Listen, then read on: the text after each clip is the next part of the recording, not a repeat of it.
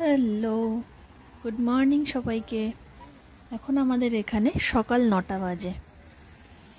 তো আমি সকালবেলা একটু যাচ্ছি এখানে সুপার মার্কেটে, কিছু রেগুলার গ্রসারি করার আছে, তো সেগুলো আনতে।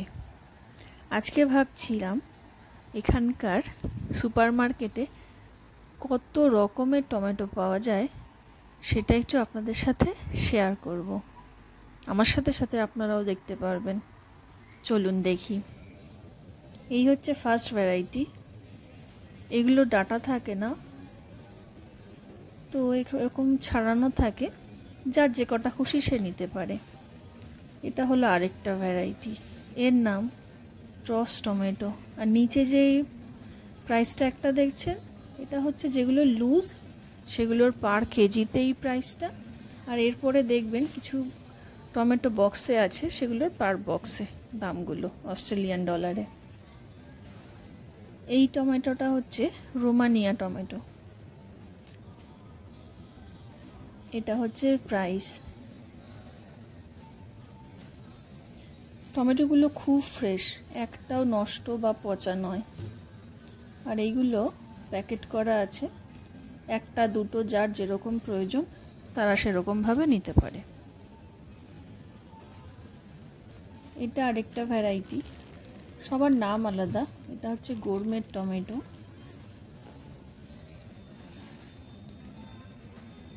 এটাও 8.90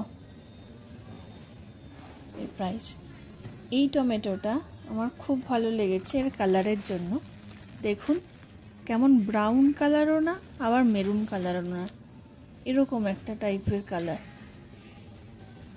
এটা আমি প্রথম দেখলাম এই রকম টমেটো। এর পরেরটাও হচ্ছে ককটেল টমেটো। এই টমেটোটা গ্রিলে খেতে খুব ভালো লাগে।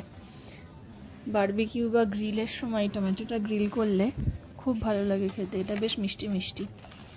আর এগুলো একদম ছোট ছোট টমেটো। এগুলো সাধারণত স্কুলের লাঞ্চ বক্স বা স্যালাডে একদম র ইউজ করা যায়।